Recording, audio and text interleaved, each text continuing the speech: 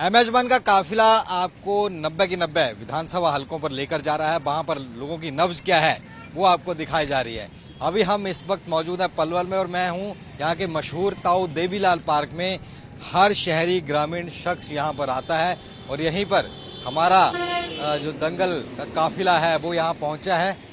बातचीत करेंगे, समझेंगे पलवल में क्योंकि यहाँ पर पहले बीजेपी के एमएलए थे, अभी गौरव गौतम को बीजेपी की तरफ से प्रत्याशी यहाँ पर बनाया गया है।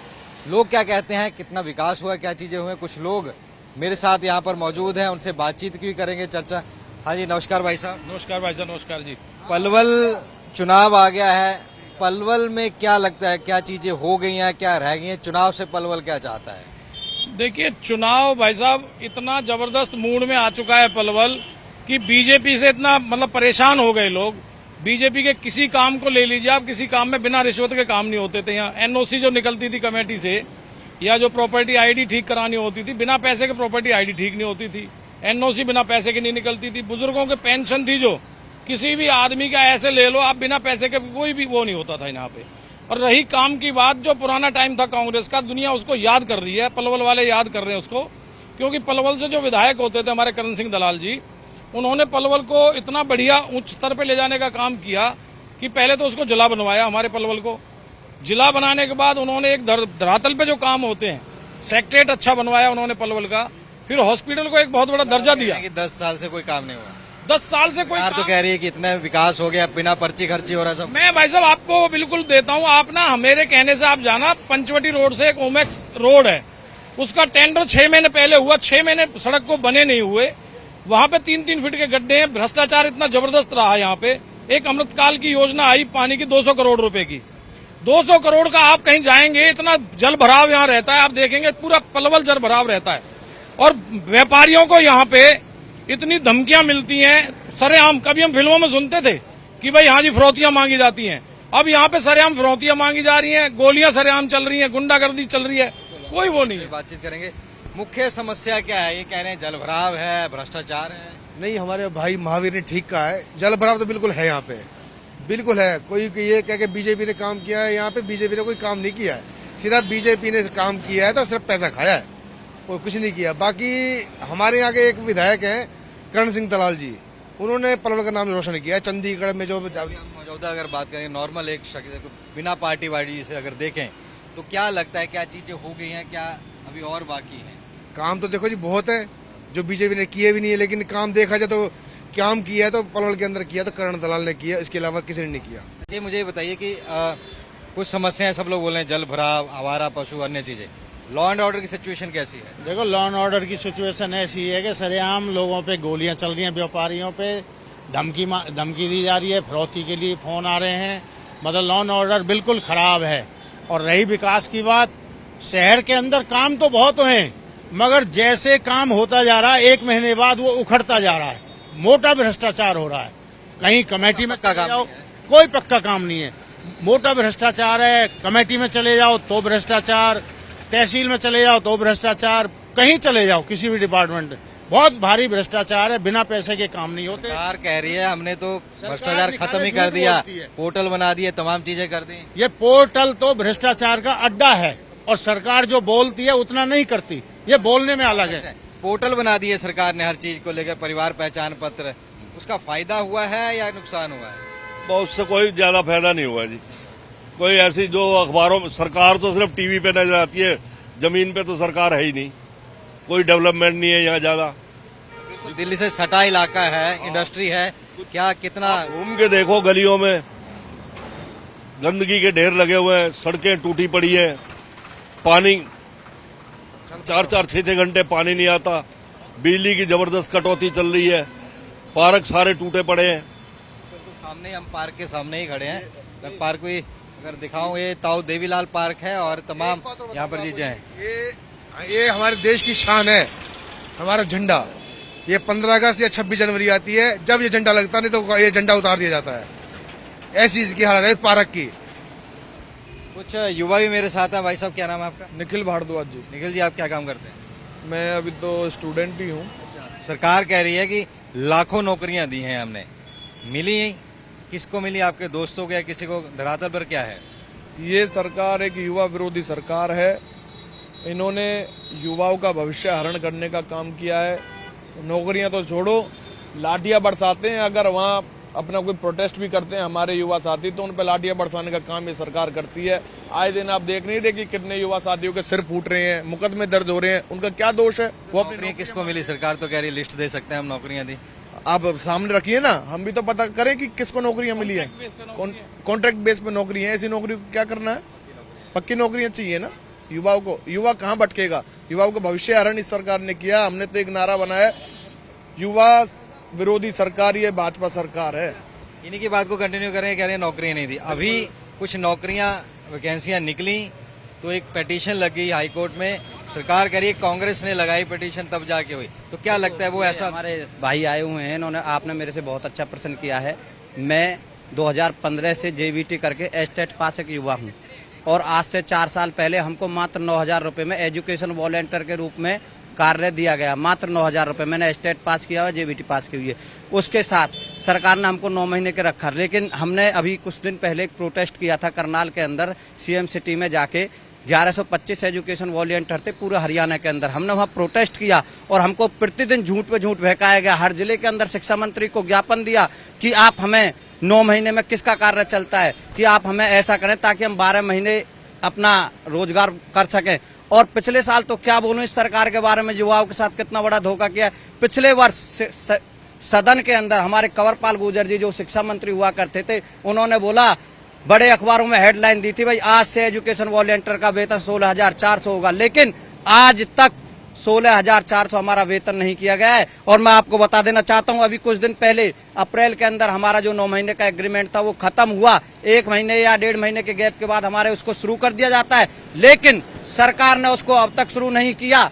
और अब जो शुरू किया है, हमने मांग की इनसे 12 महीने के लिए, लेकिन इस जो सरकार है जो युवाओं के साथ धोखा कर रही है, उन्होंने मात्र 6 महीने के लिए 10 अक्टूबर से हमारे लिए बोला भाई अब का आपको 6 महीने के लिए रखा जाएगा। मैं पूछना चाहता हूं सरकार से आपके माध्यम से, क्या 6 महीने में किसी का रोजगार चल सकता है? मैं जेबीटी पास स्टेट युवा हूँ। रोजगार की मुख्य मांग है। और भी कई लोग हैं। अग्निवीर योजना लेके आई है सरकार, ट्राई किया? अग्निवीर योजना है बिल्कुल विफल है।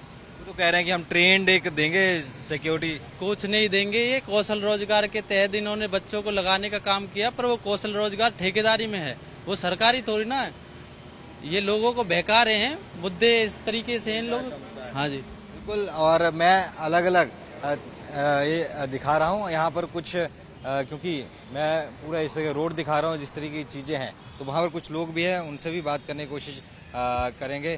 भाई साहब, आपका क्या नाम है भाई साहब? सुंदर जी। सुंदर जी, फल बेचते हैं? हाँ जी। लोग आते हैं? हाँ जी आते हैं। अच्छा, अभी इलेक्शन है, तमाम लोग आ रहे होंगे, नेता आएंगे, क्या माहौल है?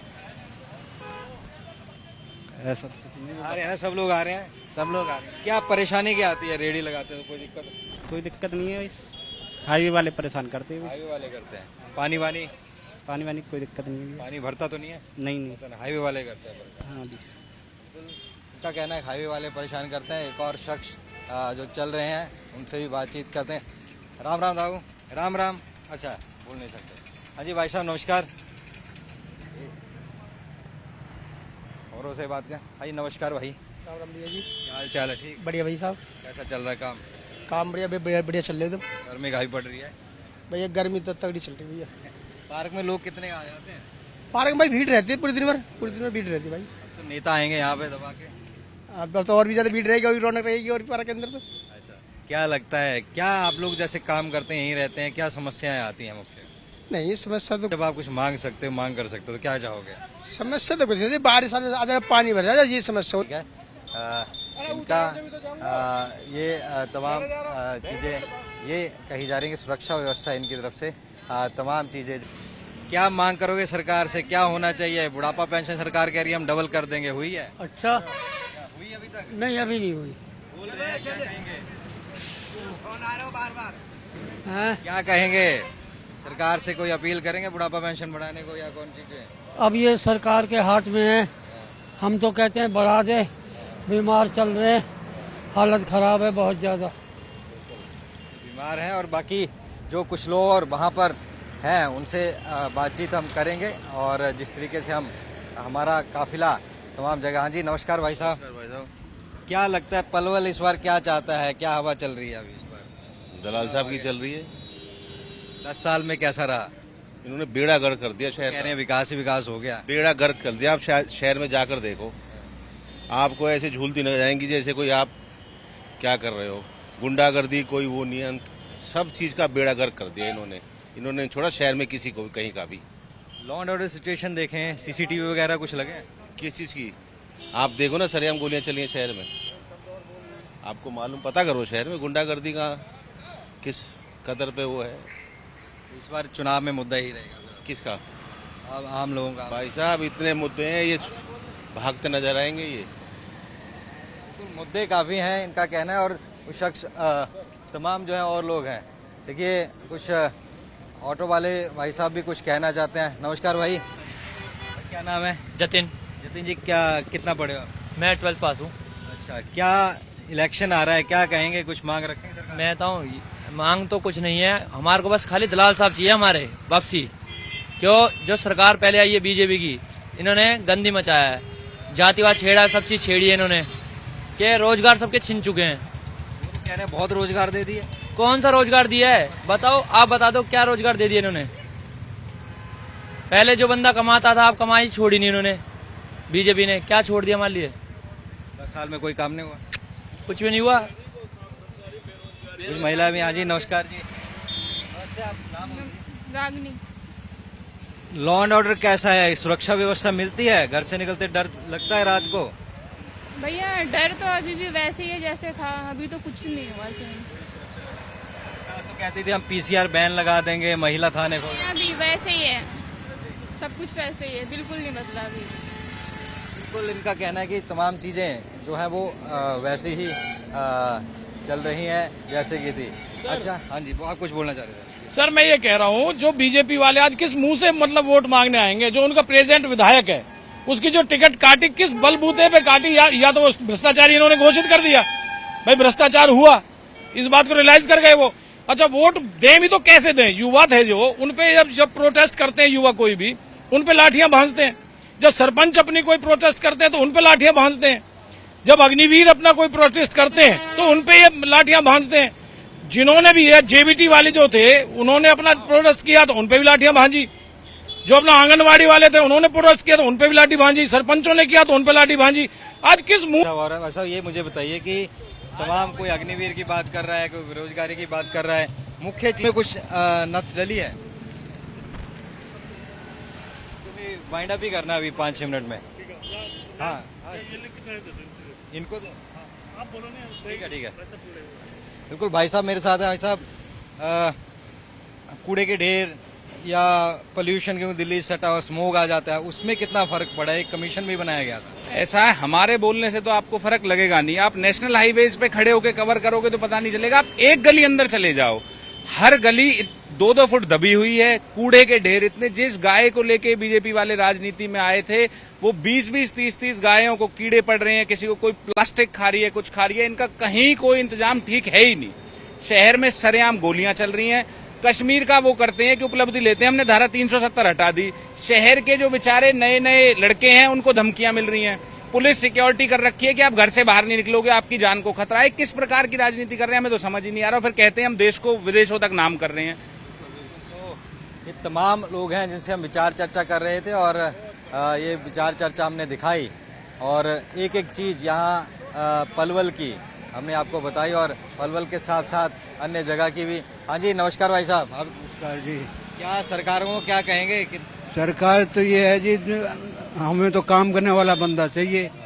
कोई भी हो, काम करे, जो काम करेगा वो आएगा, जो काम नहीं करेगा आएगा कहाँ से? अभी हुए हैं काम? अब कौन से काम? सभी काम पेंडिंग। बुढ़ापा पेंशन कहते हैं बढ़ा दी हमने। हाँ, कह रहे हैं बुढ़ापा पेंशन बढ़ा दी। बढ़ा कहाँ बढ़ा दी? किसके खाते में आई है? बता तो दे भाई, इस खाते में आई है। मैं जब आएगी, बोला आंधे तेरा शादी होगी, बोला यार तो जब मानेंगे जब कोड़ी में आ जाएगी। सही बात है। बिल्कुल। तो सबकी अपनी अपनी मांग है, अपनी बात है। और पलवल की हमने आवाज सुनाई, ताऊ देवीलाल पार्क के पास से हमने तमाम चीजें, तमाम जनता की आवाज, हर वर्ग की आवाज़ आपको बताई। इसी तरीके से अलग अलग अन्य विधानसभाओं की भी हम आपको आवाज़ दिखाएंगे। MH1 का काफिला पूरे हरियाणा की आवाज़ आपको बताएगा और इस बार क्या नब्ज है हरियाणा की वो भी बताएगा। तो फिलहाल पलवल के ताऊ देवीलाल पार्क से कैमरामैन राजेश जोशी और हमारे सहयोगियों के साथ नितिन धीमान, MH1 न्यूज।